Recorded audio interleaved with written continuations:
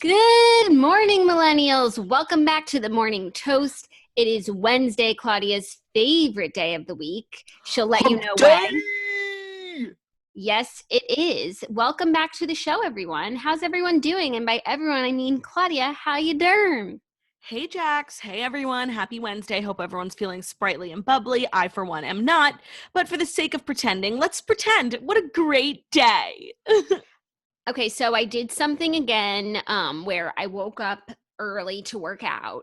And if I ever have this idea again, please stop me. Like, my workout was trash. My output was trash because I have no energy in the morning. Like, I legit couldn't move my legs any faster. My output, if you're a Pelotoaster, then you know what this means. Like, compared to my last PR on a 30-minute ride, I was like 50 kgs less. Like, the same output I did the first day that I got the bike. I'm like regressing. So I need to stop working out in the morning.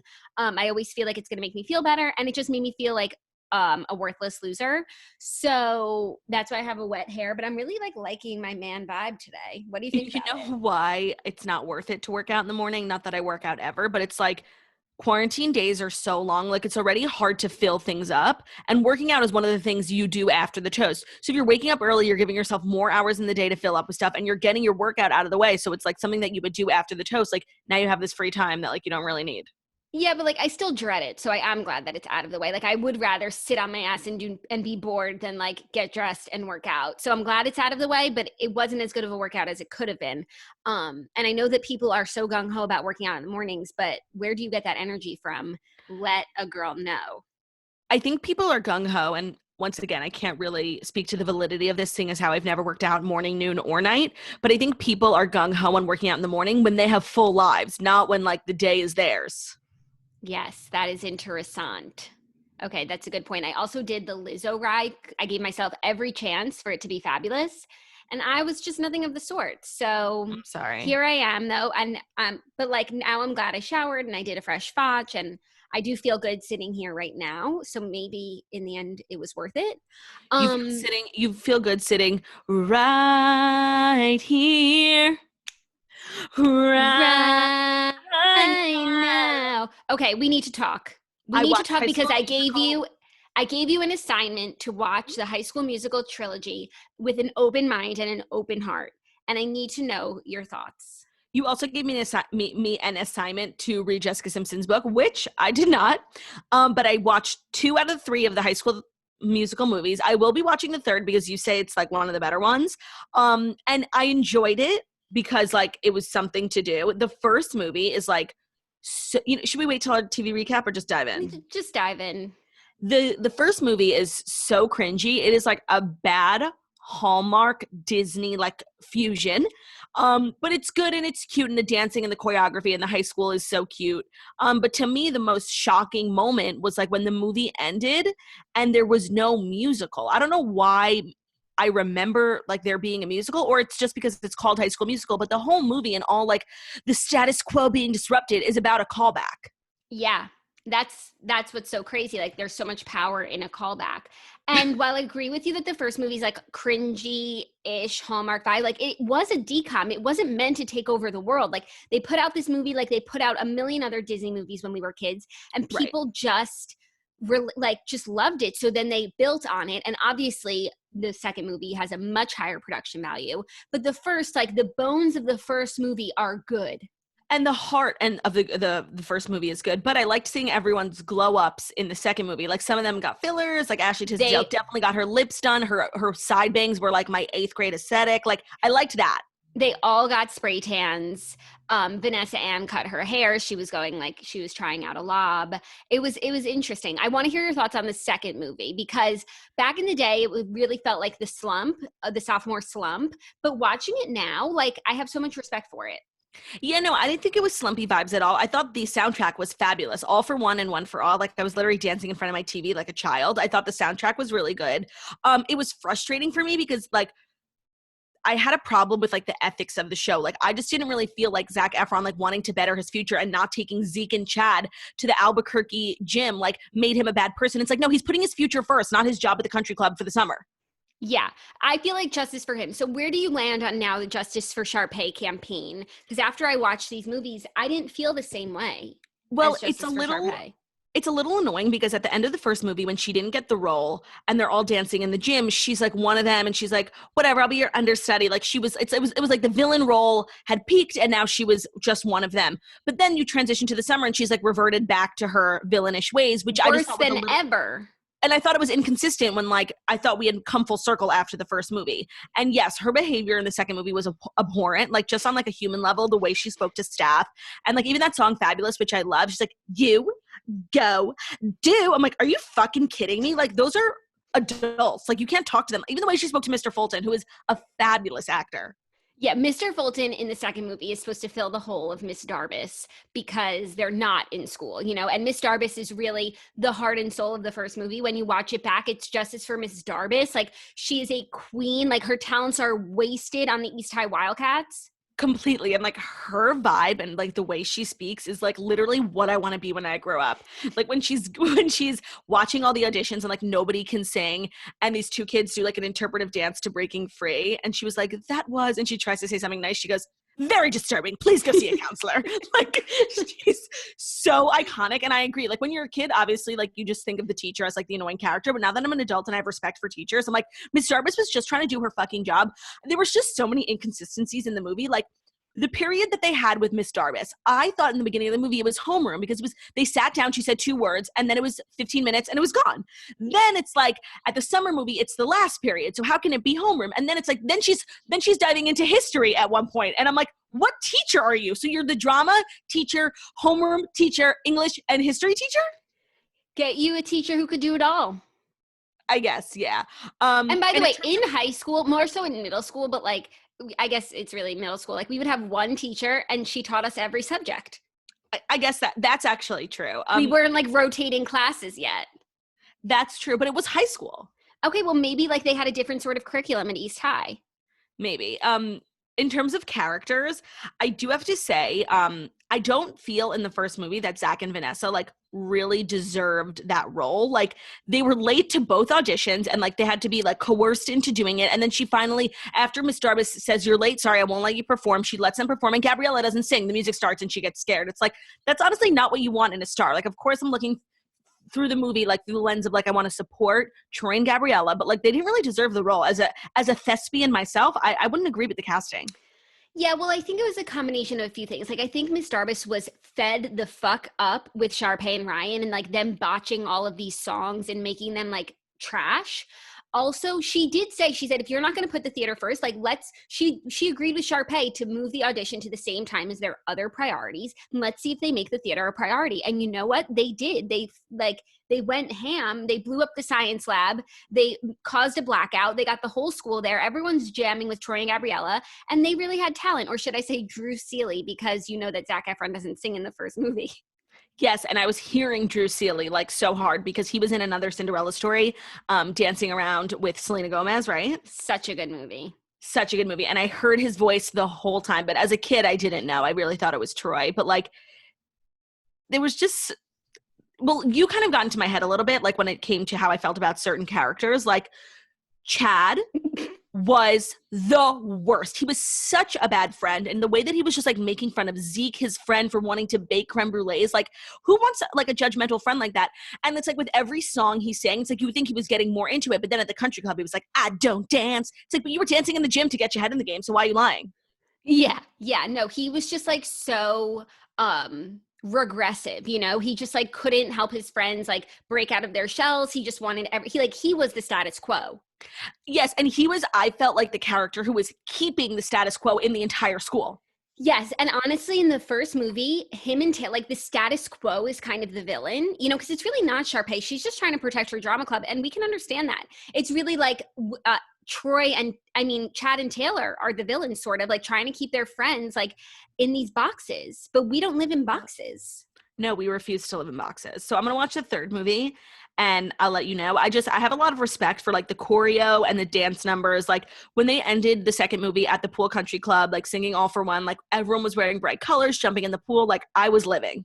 Yeah, Kenny Ortega, that's the Kenny Ortega effect. And Kenny O problems, he does a good job. He knows what he's doing. Yeah, it was good. Yeah. Okay, well, I'm excited for you to watch HSM 3, and I'm excited for this journey for you. I guess, like, should I save my TV recap? Because I finished Little Fires Everywhere, and I Oh, have. don't spoil it. Like, I might watch the last few episodes. I'm gonna spoil it. So, because in order to talk about like what's wrong with it, I need to spoil it, and I know you're not gonna watch anytime soon. Just like I didn't spoil Jessica Simpson's book for you, I wish that I had while it was still fresh in my mind, so I could have talked about it.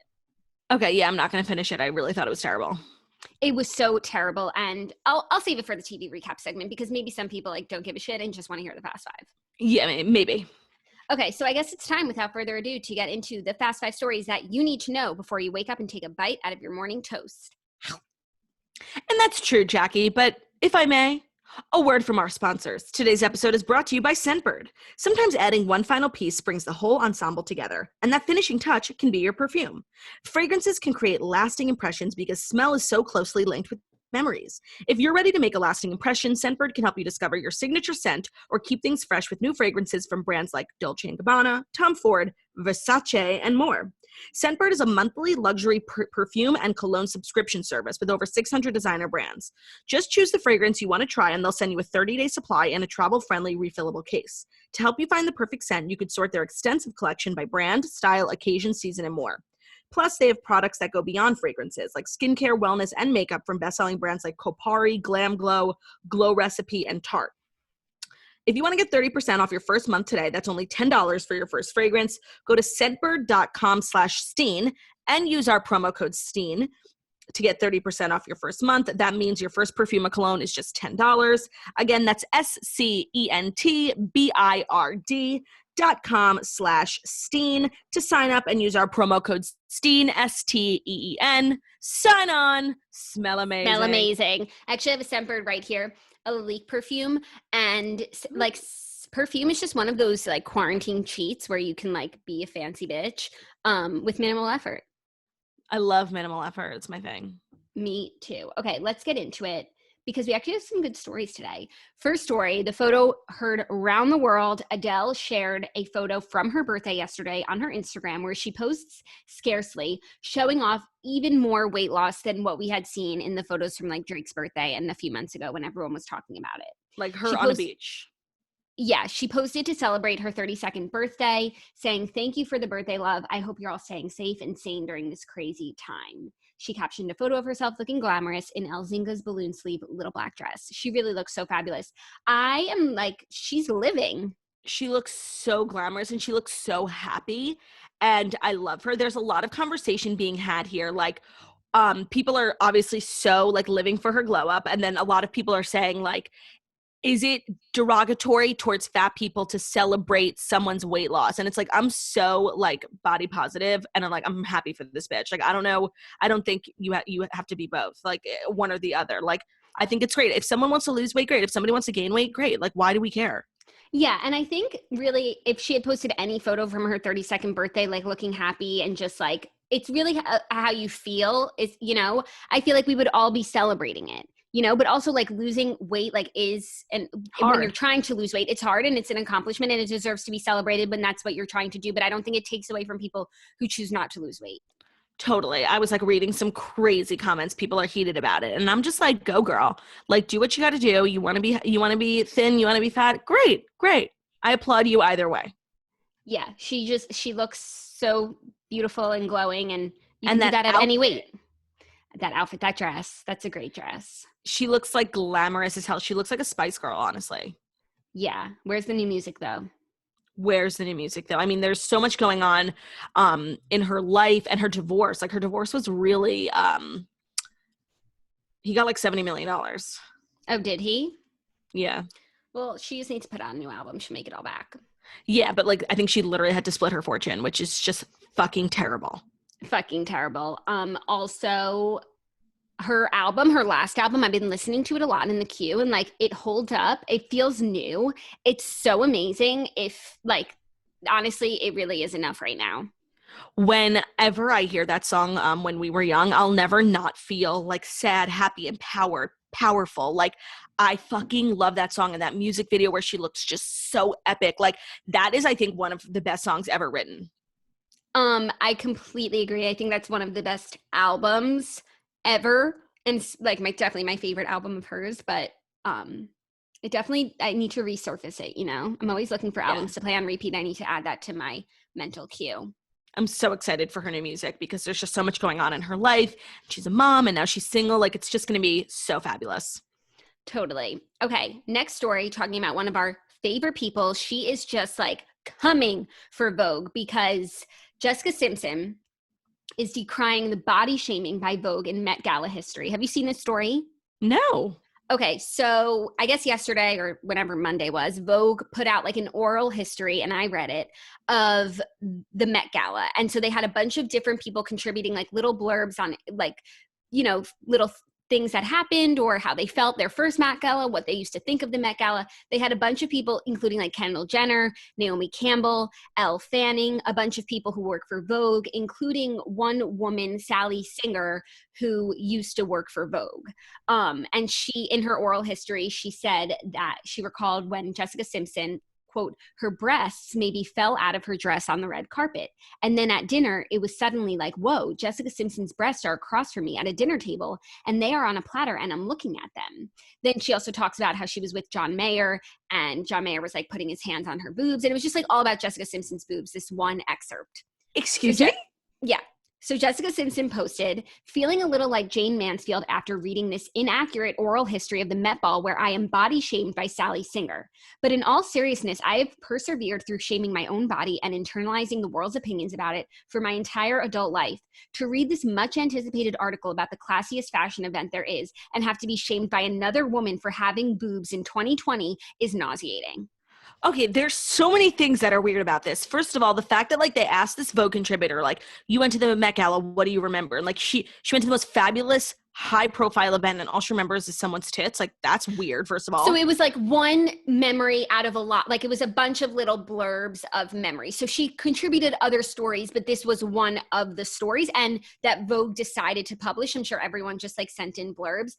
Vogue did apologize for including it in their article, but like, this whole thing is weird. Like, I blame the girl, I blame Vogue, I blame everyone. Like, literally, what's the point in running a magazine if you're not going to edit it? Like, isn't that your whole job, editors at magazines? Like, who the fuck let this be published? Like, that is so condescending. It's like, so, I don't know, I would just feel so weird. I don't even know what the right word is. Like, if someone were just talking about my tits so much, like, maybe it's because nobody does, like, maybe I wouldn't mind it. But, like, it's so wrong.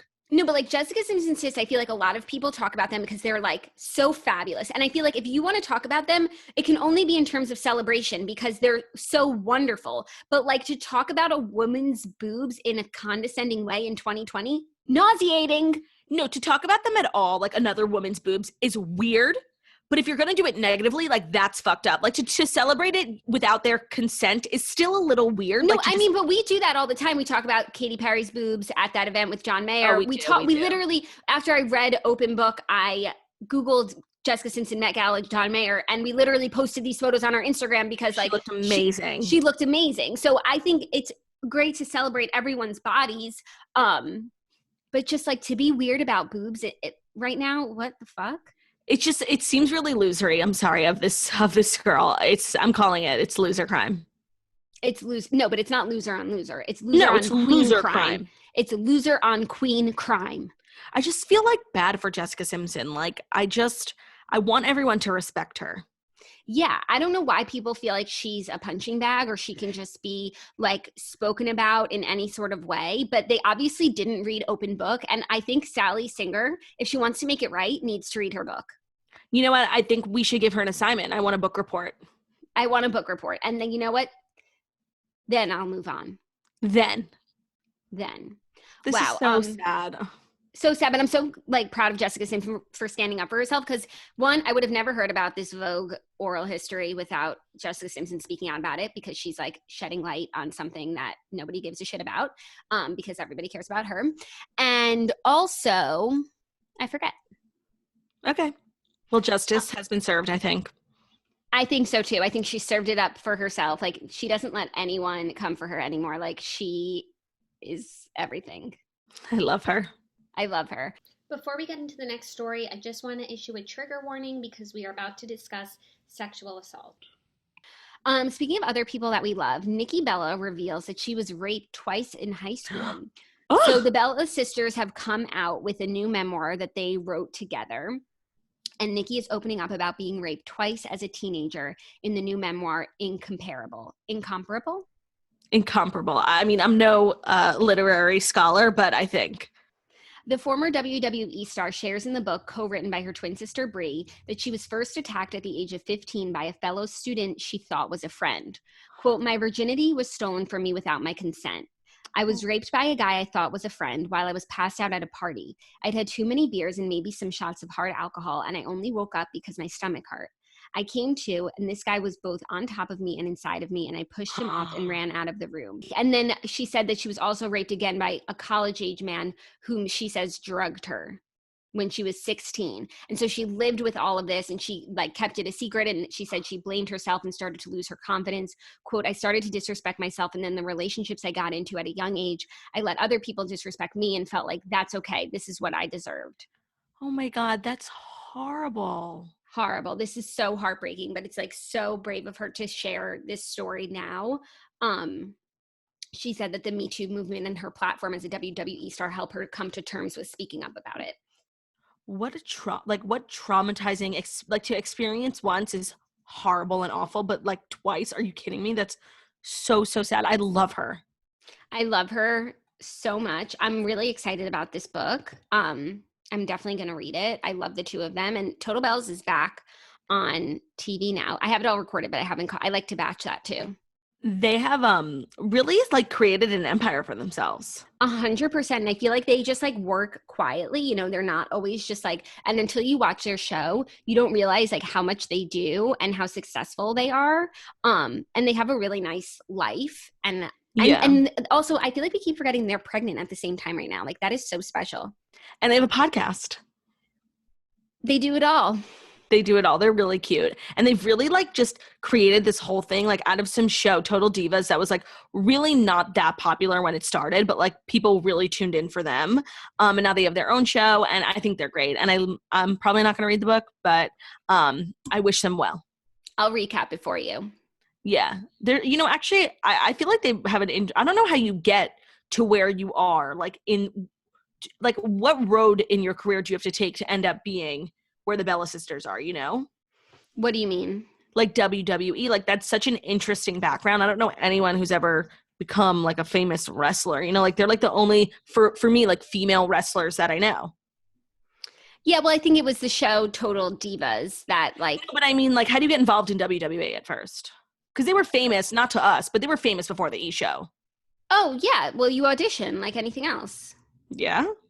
Yeah, like it's a career path. Like some people want to be a cheerleader, some people want to be a dancer, some people want to be a WWE diva. Yeah, but like if you're a cheerleader, like you join a squad. You audition and you join. You like try out for WWE. No, I think you probably have to like get in some training program.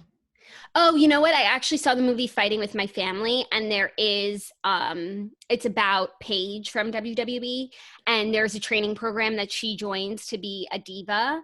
And it's like weeks. It's kind of like DCC making the team. Like they weed out people who don't make the cut, and eventually they have some divas on their hands. Maybe that's what I should have done with my life. Maybe it is. Body slam. Okay, next story is about your favorite person, Miley Cyrus. I have some news for you that I don't think you're going to like, because she did an interview with the Wall Street Journal. Oh, she did? I didn't see it everywhere. You did? Where'd you see it?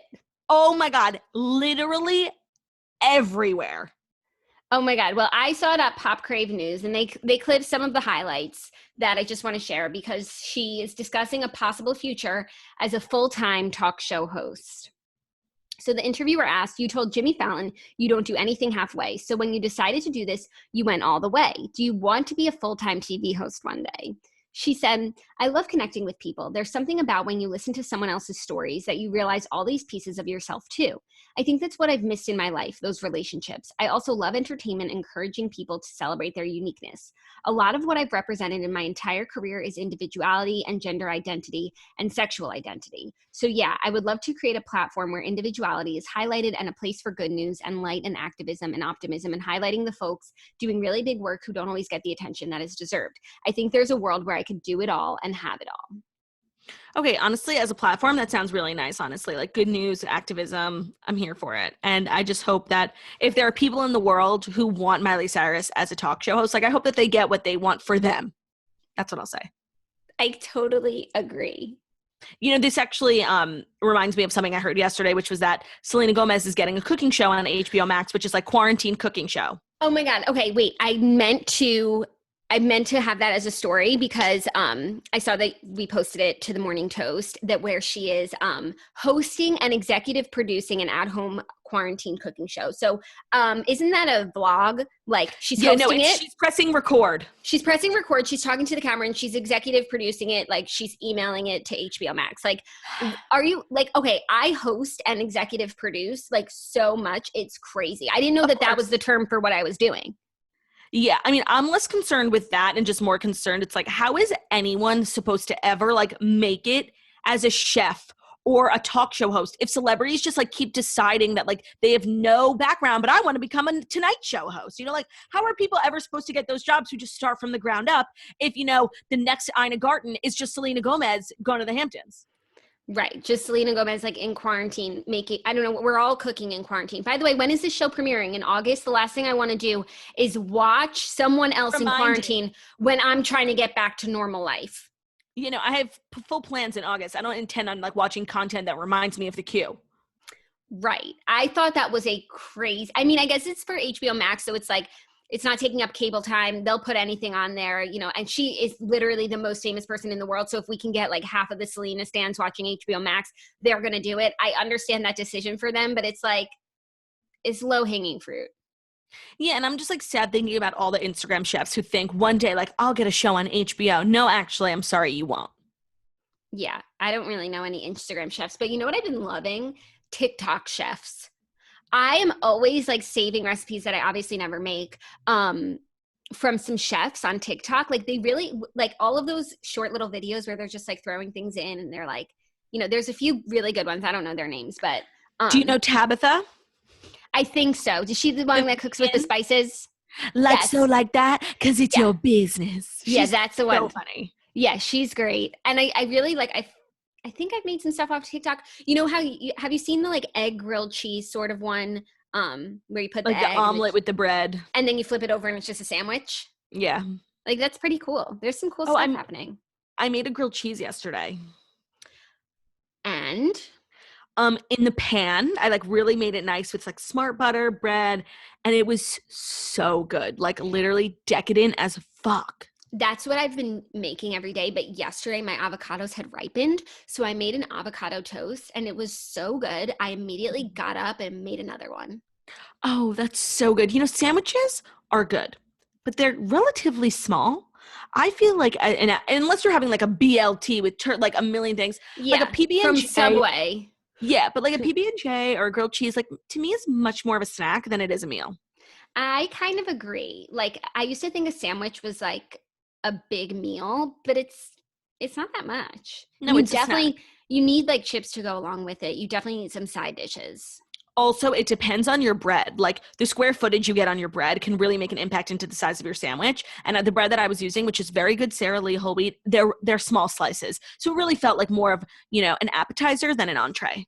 Ooh, I've started using Ezekiel bread that Snitch uses because I'm just like, I should save calories where I can, and it's actually really good and I don't even taste the difference. But last night I made meatless bolognese with chickpea pasta. I actually made 3 different kinds of pastas because I was making the chickpea pasta for the bolognese because I was like, I'll try and be healthy. But I was like, what if it's gross? I wasted all this bolognese. So I made regular pasta and I had all this extra regular pasta because I was making so much pasta that I made half of the regular pasta into pesto pasta for my husband. So I had 3 different kinds of pastas and I ate so much of the chickpea pasta and it was just like not good compared to pasta. And it's like, if you're going to eat pasta, go all the way. Like if I'm going to be healthy, I'll have a salad, but I'm not eating healthy pasta. Like it also made me like so full because there was so much fiber. I just felt like kind of gross all night. I was like, did I eat too much? Maybe I should have just eaten regular. I would have known what I was doing. It was confusing. Yeah. I have never obviously had chickpea pasta. So once again, I'm just speaking from a lack of experience, but I can't imagine that it would be good. Yeah, it's just like if you're in the mood for pasta, it's just not pasta. So go all the way or don't. Yeah, or like have a salad. I'm just in life. I'm all or nothing. That's just my motto for everything. I think everyone knows that about me by now. So chickpea pasta just doesn't fit into that equation. Yeah. I'm sorry that that happened to you. It's okay. It was a learning lesson, you know? That's what life's about, Jackie. Learning. Okay, our fifth and final story is really sweet because Vanessa Bryant has shared a letter from Kobe Bryant on her birthday. Oh Vanessa no, I Bryant can't. was able to open one last letter from Kobe on her birthday, revealing she waited until her special day to read an unopened envelope from her late husband. She said, "Yesterday I found an envelope labeled 'To the love of my life' from to Papi," she said. "I waited to open one more letter on my birthday. It gave me something to look forward to today." That is like a book to find an unopened letter, you know? Big time. Wow, that's really sweet. Oh my God. I mean, I just can't like talk about these two because it's like my worst fears and I feel so sad. And I just like love her. And I'm glad that she got like a little gift on her birthday. Um, it reminds me, it's so actually no, it's not even remotely similar, but regardless, I think that this is lovely. And I like how she publicly deals with her grief. I feel like a lot of people are like more introverted about it, like don't share people in the public eye and then also just like regular human beings. Yeah, So I just think she's so brave. I completely agree. I feel like it's something that when you see someone else going through it, it just makes you feel less alone. And Totally. I think she's a wonderful woman. Me So those are the too. past five stories. Honestly, they were all five stories about wonderful women. No, they were 5 stories and they were fast. Oh, they were definitely fast. But have no fear, our show is not even close to over because Jackie's going to recap her TV from last night, and then we're going to dive into Dear Toasters, which is our advice And segment. Vanderpump Rules recap. That's what we have Ugh. to do first. I know, but Oh, yeah. let's just hit it. Okay, so this is my thoughts on the episode. Like, it was an episode where nothing major happened, making me realize like this is now the show. Like when they went to that beach cleanup, I could not believe that Stassi and Bo were there, like supporting Max's beach cleanup. It's like they're The really trying to. cleanest beach in the world. That was so funny. They're really trying to like integrate the cast, and I guess this is just how it is. We're not even gonna like try like I just couldn't believe that Stassi and Bo were there. I could understand like Katie and Tom because Tom works with Max, but it was interesting, and I didn't mind it at all. I wish we got like more of the beach looks because I was absolutely loving Lala Kent's look, and I just needed more of it, as well as Dana's. And I guess the two big things of the episode were Sheena and her music video. And I was Jackie and I both literally, watched. I watched the music video because she, of course, she posted to her Instagram, like, watch what you didn't see, because we kept seeing like the same highlights and the zooming in on Brett's face. Like, I was freaking out. Like, that was the craziest thing I ever saw. Why would you? It's just weird, like, that she would use like a friend and someone that she had a crush. Like, obviously, she was using it to like get close to him Of and maybe course. like make him realize that he's in love with her and she'll give him a blowjob and like he'll just want to be with her forever. She's But so also transparent. she's so transparent, it's crazy. But also like Dana is her friend and Dana's hooking up with him. Like, it was so wrong on so many accounts. Like, I was uncomfortable watching it. I can't even imagine being there.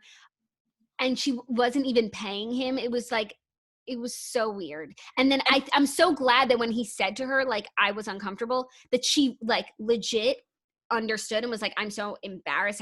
I feel weird. I'm like, good, because we all fucking feel weird.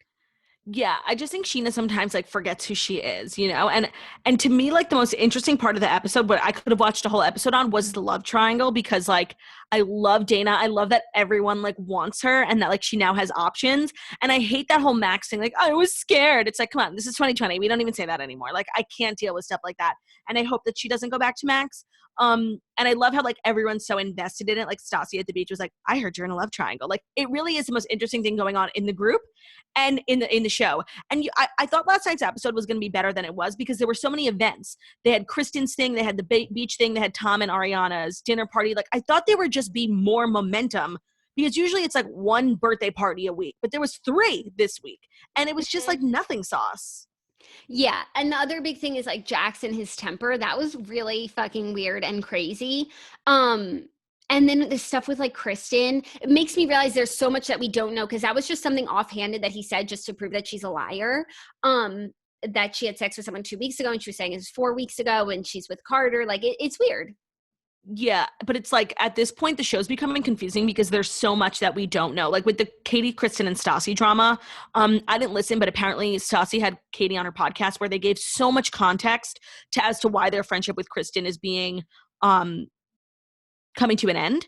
And now it's like with this Kristen stuff and Jax, it's like I don't even know what they were talking about. Literally, I was so confused. And the producers are just making us do so much like physical labor to figure out what's going on. The show is not laying it out for us anymore. And I'm just confused. I honestly didn't know what was going on at Kristen's t-shirt thing like the whole time.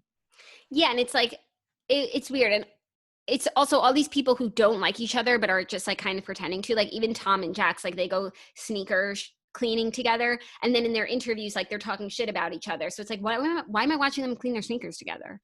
Yeah, everyone was like coming for Jax, but I'm a Jax apologist and I just like really like him. I felt really bad for Brittany. Like I just feel like Brittany takes a lot. And she like kind of reached her breaking point last night and I felt really bad for her. Yeah. I felt really bad for her, and I thought Jax was like totally out of line, but I just didn't get it. Maybe that's the point, is like it was just coming out of nowhere. But he seemed like he was on about something and we just weren't getting it. Yeah, and then he was like saying how he's going through some struggles. What he was trying to say is like his mental health is like not at its best, but he was like, I'm having mental problems. And it was like I wanted to feel for him, but then like the way he speaks so derogatory about like Ariana and her journey with depression, I was like, these two are not equal. Like he was, you can't want sympathy from people and then be like a dick to someone else who's going through the same thing. Yeah, I totally agree. That's how I felt also. So it was a fine episode.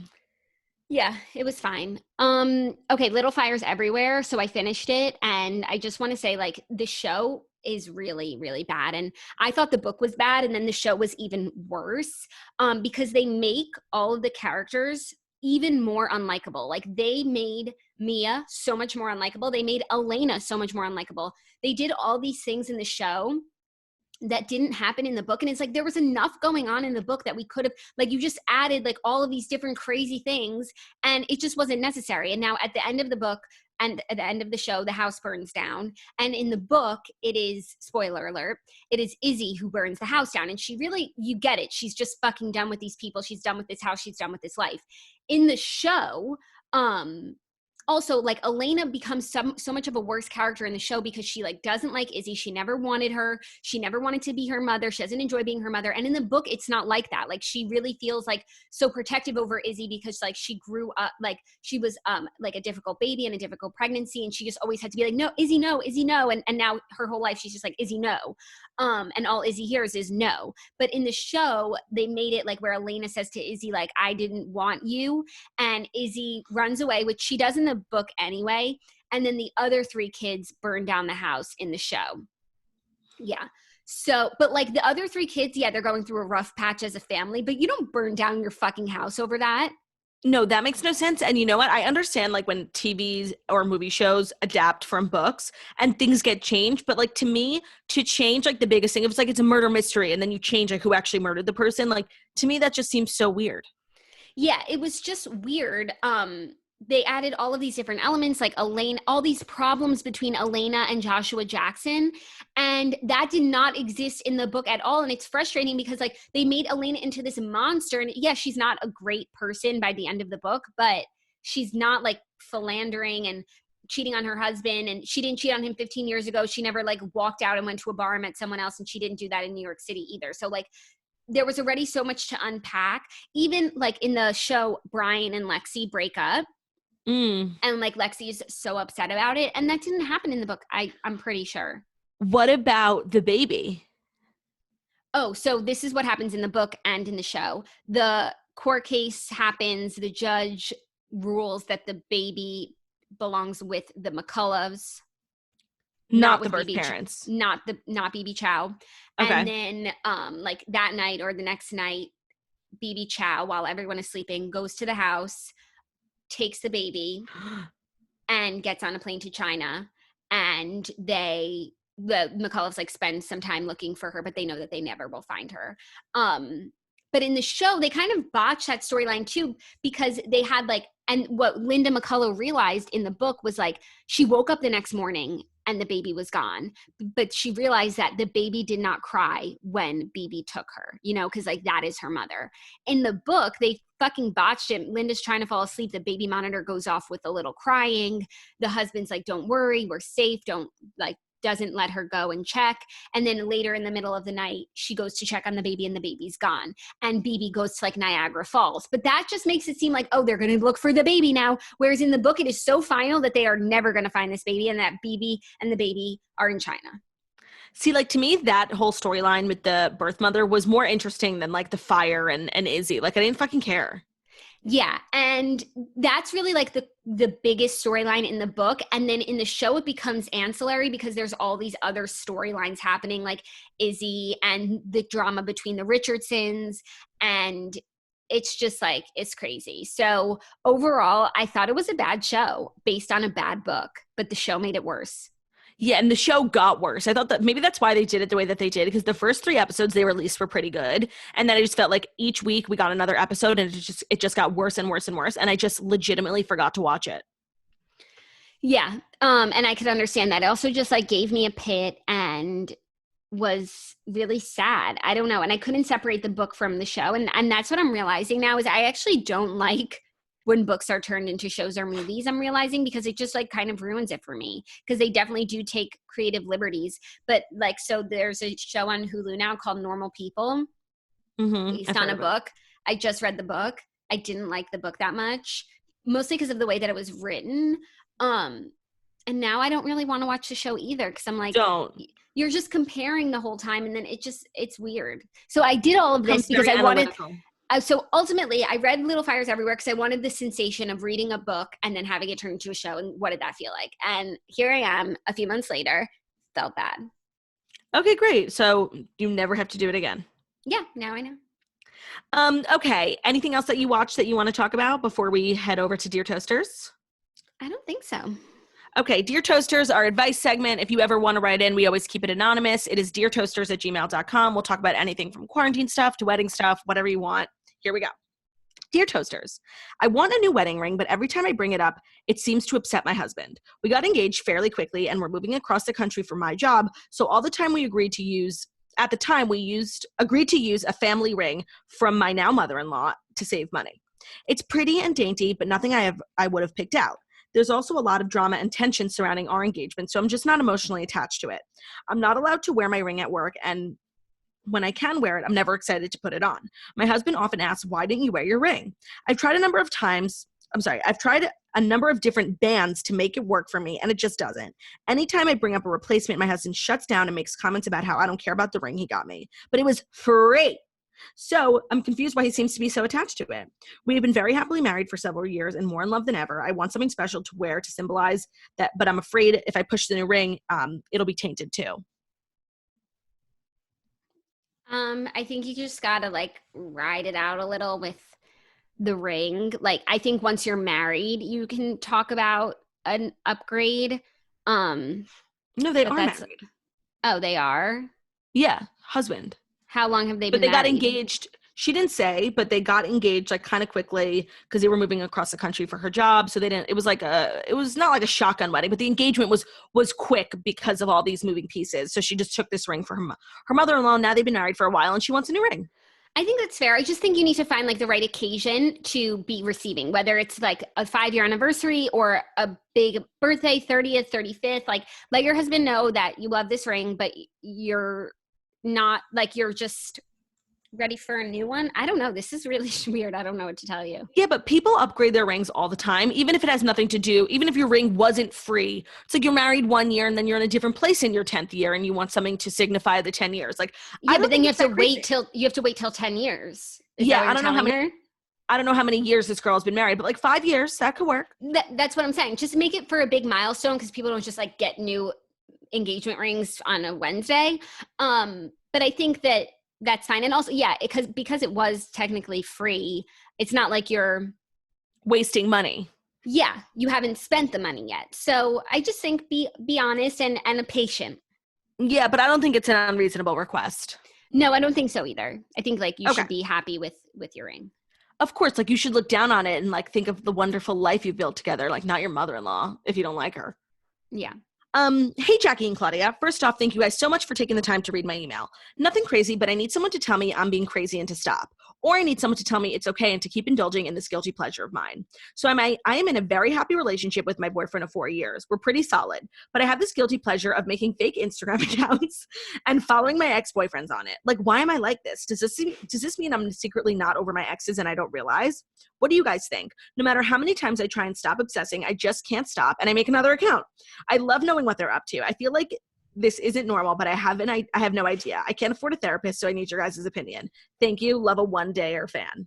A day one-er fan. Sorry. That's so funny. I'm going to go ahead and say the fact that you follow all of them and you care about all of them means you don't care about one or the over the other. This isn't about you being hung up on one ex. This is just like, I get it. I don't think it's that alarming. I think if it was just like one person, like the one that got away and you just like can't move on from it, that would be a little bit more concerning. But you seem like you have a good attitude about the whole thing. Some people just like need to know, like some people stop, even when it's like an enemy of yours or a former friend, you just need to follow them. Some people don't, like, and I don't think there's anything like really wrong with it. Just because you're following a former friend doesn't mean, just because you're like stalking a former friend doesn't mean you don't love your current friends. Like you just so like true. Have this innate need to know. And I think that is fine. You are the type, Claudia is the type of person that like needs to know what her enemies are up to. All the time. Like, I need to know what everyone is up to all the time. I relate to this so hard. I don't think you're in love with your ex-boyfriends. Like, I have a fake Instagram account too that I keep up with, like, not really ex-boyfriends, but just like people I hate. And I totally just like need to know what they're up to. I check it 4 fucking times a day. Like, I hear you. I don't think you're crazy. It's, you know what? Information is powerful. And I feel that. So I think you're totally fine and you could keep looking. I agree. If it were one, it would be alarming, but just like wanting to know what people from your past are up to, whether or not you were romantically involved, to me is not weird. No. And you know what? I'm not like Claudia. Like I don't have a Finsta and I don't stalk people that I wouldn't feel good about following, but I still think that this is fine. And I also feel like a therapist, like, I don't know if they were like an older, maybe you need like a contemporary millennial therapist, because a therapist like might think that this is alarming, but as a contemporary, I really don't. No, I don't think it's alarming at all. But, and like, that's exactly what Jackie said. Like, you have the self-awareness to know, like, it's kind of weird, but that self-awareness makes it okay. Yeah, definitely. As long as you like, and this is on you to like decipher, is like, if you see like one of your exes has a new girlfriend, as long as that's not like a punch in the stomach, and you're just keeping tabs, that's fine. And Dr. Theodore Fichemin is here, and he wants you to know that he completely endorses this. Dr. Theo Foch has officially entered the chat. Hi, Theo. Okay, so fucking cute. All right, third and final, Dear Toasters. It's a little bit long. Let me get I've been like reading not well today. Same, always.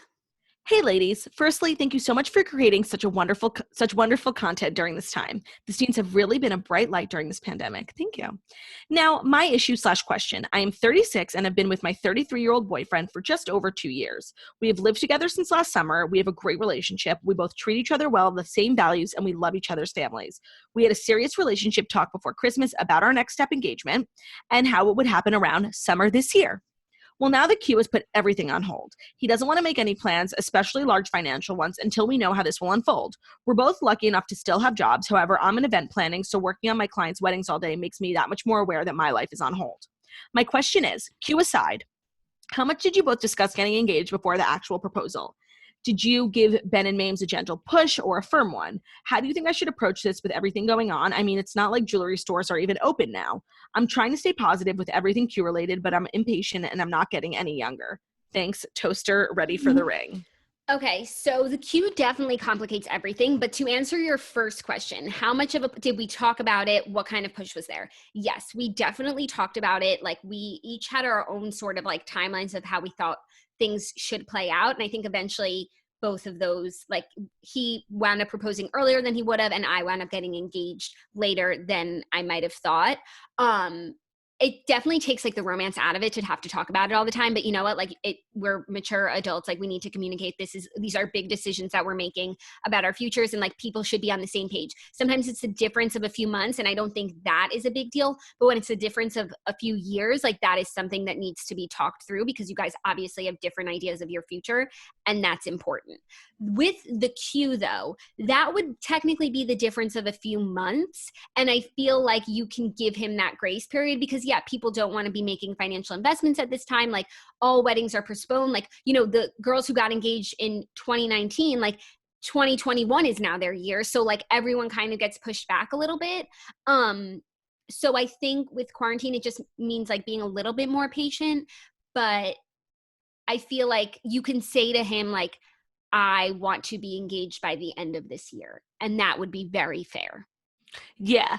The timeline is like, I just get such anxiety for people. Like I was lucky enough to have like the structure of college where it was like we knew we were going to get engaged after college. So like that was all that really needed to be said, because like graduation came and then we were engaged a month later. But like when people have like jobs and now like with the financial crisis, like it really does add all these external elements that like make it an already uncomfortable conversation like a little bit more uncomfortable and confusing. And I feel for you. Jackie's right. Like a few months in the grand scheme of the world is really not a huge deal. I'm sure you're just like thinking of weddings 24/7 because it's your job and therefore it's making you antsy. But I think the quarantine delaying your engagement like is okay. Yeah. Just like figure out what you can live with, let your partner know. And if that's what, like, if they want to make you happy, like they'll get to step in and do that, you know? And I feel like now quarantine we're on the tail end of like hardcore quarantine. So you wanted to be engaged by summer, maybe it'll happen in the fall, and that is okay. Yeah. And you know what? If you get engaged now, like you'll probably have to get engaged in your apartment. So maybe just wait a few months. Yeah, or like over Zoom. Yeah. Also, I forget what I was going to say. Oh, the most important thing though is that you still want to marry this person. And I think being in quarantine like gives you that absolute certainty or not about where you stand. So you know what, if you are certain that you want to marry this person, like it will happen. And that's the most important thing to know right now. And you have that certainty. Preach. Well, that was it. Good questions.